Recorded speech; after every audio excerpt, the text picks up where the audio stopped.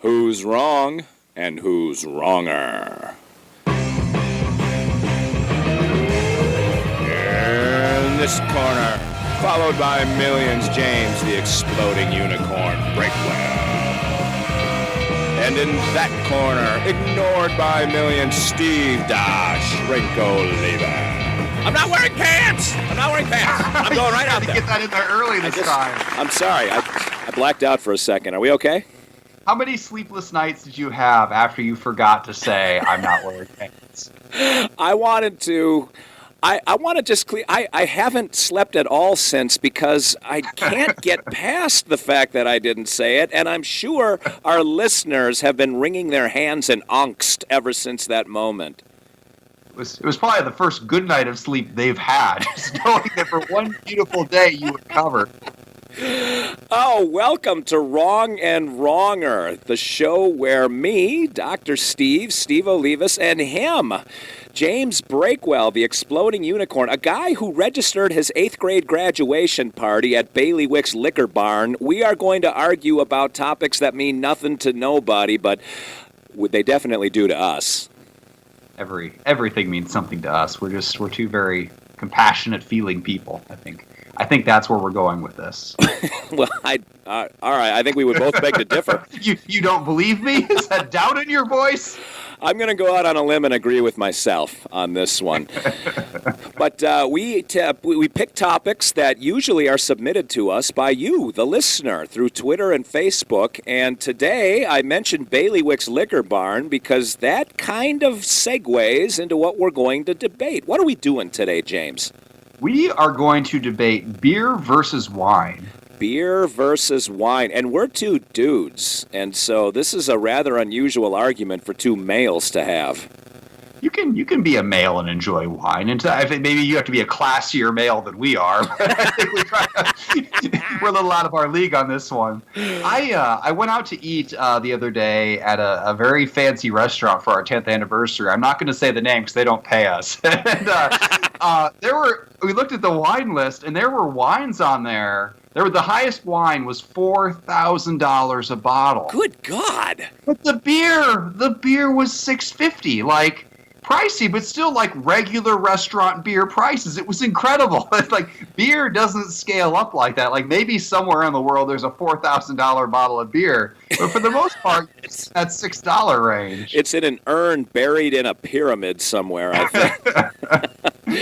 All right, beer versus wine, and as per usual, we are going to kick off the ceremonies with the ceremonial whispering, or probably shouting, but whispering of the positives toward each other. Ooh, I've got a good one for you this week. No response to that, huh? No twittering with anticipation. Hold on, okay, I was bracing for impact. I'm down in like a lineman's stance right now. So somebody decided to impersonate me on Twitter. They used my picture and my header, and they retweeted all my tweets, and they put a swirly thing where the check mark is supposed to be.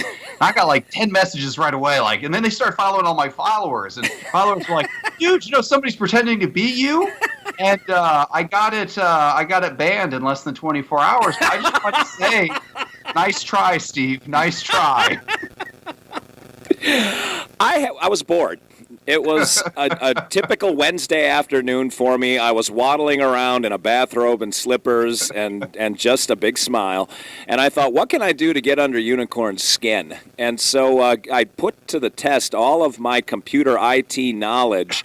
And when I couldn't hack your bank account or to try to wipe out your mortgage, I just had to be you. I wanted to be you. And it was short of getting to the other side of the table here, killing you and wearing your skin as a suit. That was the best I could do. A weird turn. I kind of wanted to let the account go just to see what was going to happen. Like, it hadn't done anything nefarious yet. I was like, where is this going? Should I just let it sit? But ultimately, the good doer in me took over. I thought, no, I must put Steve's schemes to an end. Well, that freed up my Thursday, so that was okay. You know what the best part is? The best part is there's going to be at least 3 or 4 people listening to this who are like, whoa, that really was him. And they're never going to know. Well, my compliment to you is based upon the photograph that I saw of you when you appeared as a guest on another podcast. It was you in a blue shirt with your arms folded and your sleeves rolled up to your elbows. You had a very earnest look on your face, but it occurred to me that if body hair were money, like, you would have more wealth than most third world countries right now. You've got more body hair than most villages on the Mediterranean. That, to me, is an impressive feat. If this were Game of Thrones, I would be a man of the North. I am built to survive under cold conditions, and I'm not ashamed of it. That outfit in that picture, though, much like my profile picture, it was me and another male photographer there taking this, and we were completely unsupervised by wives and girlfriends. And I had a button unbuttoned that entire time. Oh. Every photo of that 100-photo set, photo shoot. And it got to the end, and it was super noticeable, those white buttons on the blue shirt. So we had to go back in and Photoshop a button on my shirt. Oh, my God. That's a great story. Yeah, so I'm impressed. So the fact that you noticed my arm hair and not the false button just makes me feel good about myself. It looked like you had Cousin It in a headlock. Like, it was not unnoticeable. I don't think arm hair in a guy can ever be a bad thing. I've never heard somebody say you have too much arm hair until today, and it was phrased in the form of a compliment. So I don't even know how to take that. I said it was quite a feat, and I'm sure you got hair there too. You hesitate. You don't even know the reference to Cousin It, do you? I do know everybody knows the Addams Family. Okay. And then the Munsters, who either came before or after. I can't remember. One was a ripoff of the other. Do you remember their address, the Munsters? I don't. I only know a limited amount of useless trivia. I know, because you were born in like 1994. I can't. All right. Yeah, but the bad reruns go on forever. That's the first. Longer it's on. That's true. Our show is still up in infamy. It's all archived right there on SoundCloud and iTunes for people. All right, I have the Guam Quarter of Fate in front of me. We already burned 6.5 minutes of these people's time. Maybe we need to just do away with the 15-minute time limit. Roll it to 20. I've never heard anybody say you can't go. I mean, it's not a make or break for people, and like if it is a make or break, like they have the off button right there. They can do it. I've heard if Breakwell didn't talk, this would only be 9 minutes of my life I'd be wasting. All right, the Guam Quarter of Fate will decide. Heads will be beer. Yes, beer for me, tails will be wine for me. I didn't mean to disturb you. Did I just kick the door open and shine a light in your eyes while you were asleep? What was that? Like, you just stop mid-thought sometimes. Like, I just assume you're capable of completing a sentence, and then you let me down. I'm not listening for these pauses. All right, heads is beer. God dang. All right, Guam Quarter. It is heads. It actually hit the ceiling. I put a little too much thumb into that one. You, my friend, have beer. I am relieved because beer is responsible for Western civilization. Back when the water was basically poisonous and there were diseases everywhere, you couldn't just go and drink from a stream because a woolly mammoth had probably pooped in it and you'd get dysentery. But they could ferment beer and drink this, and it was safe, and it kept them from dying. And for hundreds, if not thousands of years, early man drank beer in place of water or milk or anything else. And that's how we were able to survive. Without beer, we would be extinct. How can wine top that? Without wine, we would be burning in hell. There, I dangled that hook for you. Did Jesus turn water into beer?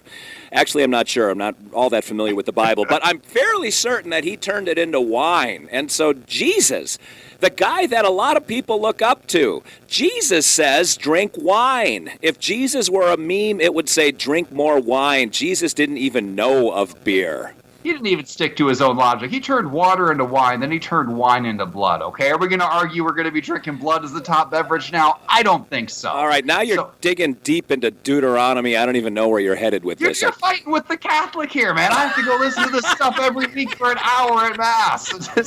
Let me tell you something. There's nothing worse in the world than communion wine. If it tasted like blood, it would be a step up. It's that cup, everybody touches it. And to stop diseases, they pump as much alcohol into it as they possibly can.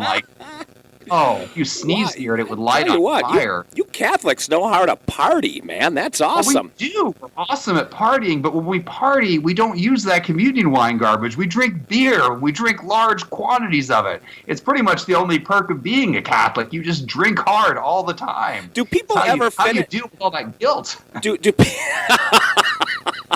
Do people finish off a beer and say things like it has sort of a nutty bouquet? It has just a delicate afterthought on my tongue. Do people use that kind of verbiage to talk about beer? No, they don't, because they're normal and awesome and fun to hang out with. When people say words like that after drinking wine, it just makes you want to punch them in the face and go home. It just makes you pretentious and intolerable. Pretentious? I say IQ high. That's what I say. You say pretentious, I say you couldn't define that word because you're one of those beer drinkers, those hairy four-armed beer drinkers, the ones that pop the top button because they don't even understand how to match up the slits with the buttons, and they have all that chest hair fall out of the top. The Cro-Magnon people, the proletariat. Yeah. My buttons were perfectly lined up. One just came undone, probably because I was too manly and just popped it right off there. I don't want to know at which floor that button popped off on your elevator. Oh, that's so. It was still, the button is still intact. I still have that shirt. I wear it every time I take a photo. It's like my Bart Simpson shirt. Also, I only own one shirt, so it makes the decision making a lot easier.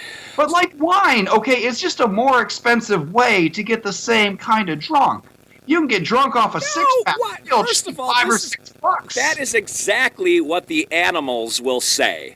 That they drink beer to get drunk. People drink wine to complement a fine meal. This is the ruling class. If you had grape juice, a good grape juice, you would enjoy it just as much as a good wine. The alcohol and the drunkenness are completely irrelevant. Is that what you're saying? The alcohol does do something to cleanse the palate and just bring a nice finish to a good meal. It has nothing to do with flavor. It has everything to do with drunkenness. Because when you're dealing with wine drinkers, the only way you can put up with other wine drinkers is drinking more wine. They're just that bad. Here's the other deal. Wine is universally appreciated. Beer, people say, is an acquired taste. There's a lot of people who don't even like beer. Wine is an acquired taste. Have you ever been wine drunk? Have you ever gotten to that point in your life? I know it's sad and joyless, but if you ever made it to glass number 2, which I'm sure is your limit, there is nothing worse than a wine hangover in all the world. It actively punishes you for trying to enjoy it. Yeah, but if you want to get really ripped on beer, you've got to drink like a metric ton of the stuff because it doesn't have a high enough alcohol content to make a dent. Maybe the swill you drink, but I mean the alcohol content of a beer can go all the way from 3% to 9 or 10%, depending on what you pick. There's a million varieties, but as with that restaurant I went to, none of those varieties are $4,000. I mean, you're talking $2 or $3 a bottle at the grocery store tops, even for the best stuff. That is exactly right. Like my vocabulary, wine has range. Range for what? Like, what do these flavors get you? What's the bonus prize at the end for drinking an expensive wine? See, this is what the beer swillers all say, that all wine tastes alike. And to that I say nay. You can tell the difference between a good steak and a bad steak. It's a different quality cut of meat. It tastes different. It's usually prepared different. It looks different. It feels different in your mouth. Like a good steak is smooth like butter while you're chewing it, while it's going out. Wine is the same way. Beer is beer is beer is beer. I don't care if you got an IPA or Mother's Milk, Miller Lite. I didn't say that out loud. That's arguing for your side of the point. But that beer just kind of has a general consistency to it. Wine has a lot of variety. There's white wines. There's red wines. Women prefer wine. And if you're on a date and you buy the chicken IPA, that 9 out of 10 girls aren't even going to touch the thing because it's like chewing for them. They don't like the bitters. You don't chew IPAs. IPAs they might taste bitter, but there's no chewing involved. I think you're thinking of like a dark beer like a Guinness. I mean, which brings me that there is so much variety in beer. Wine is it's wine. It's all just kind of a light grape drink with a ton of alcohol in it. But beer, you can have so many different ingredients. See, Bud Light and Guinness are both beer. I mean, you can get something like a Dragon Stout with an insanely high alcohol content, and there's darker than a black hole, and then you've got the super light IPAs and all the ingredients in between. I had a beer beer a few weeks ago that tasted like coffee, and I had a beer that had grapefruit mixed in. I mean, the variety of ingredients is incredible. See, and with wine, you just get wine. People are so bored with beer, they've got to go off the reservation with some of this stuff to try to get people interested again. Wine, they can charge $4,000 for a bottle because somebody will want the novelty of that $4,000 bottle. What's the most expensive bottle of wine you've ever drinking? Let's put you on the spot here. Do the math. You've got me in a box here, literally. The most expensive box of wine I've ever had was about $12. So you're hypothesizing. Why do you do this to me in the middle of one of these arguments when you know the coin toss of fate is what determines what side we pick? I do love fighting for the winning side to start with. Now, at this point, I'm just running up the score. Well, I'm praying for rain on this one right now. Yeah, your $12 box wine is not going to stand up to any collection of beer. And I'm glad wine exists because sometimes at fancy functions where people turn up their noses at beer, you can sneak in some wine and get drunk just the same until you can sneak off and get some beer. So I'm okay with wine existing, but let's not pretend it holds anything to beer. Wine is just a shabby ceremonial fill-in for the real alcohol of choice. I'm not even participating in this anymore because I've already I have drafted an email to the league commissioner, and I'm playing the rest of this podcast under protest. We've both played out some bad flips in the past. You're such a Well, we're into the 16-minute mark here, and I think we got to go. I don't know. Are we going to pull the ripcord on this thing and keep it roughly in time with the rest of them, or are we really? Yes. Right. I know you don't want to give the people what they crave, which is more minutes of meaningless banter, but I will concede, and we can turn it off. I will leave them wanting for more. That is the secret of my success. Silence for me. Note it, okay? All four crickets just packed their bags. All right, let's hear what you think. Get in touch with us on social media. We're both on Twitter, and all of you know I've had a little too much of the vino on this end. All of you know Unicorn because all of you follow him already, but tell a friend, tell a neighbor. He's at Exploding Unicorn without the E, just a big capital X. He is extreme. And you can follow me at Steve Olivas. Steve is spelled with a V, and just like vino. And that's why I won the coin flip of fate and the argument today. Olivas is Olivas. Unicorn is all over Facebook, and that is spelled just like Mama taught you, with the E. We will come back to you next week, and we're going to have another somewhat in between 16 and 20-minute argument. What are we going to talk about then, James? No idea. That is the way we roll. Until then, this is Steve Olivas for James the Exploding Unicorn Breakwell saying thank you for listening, everybody.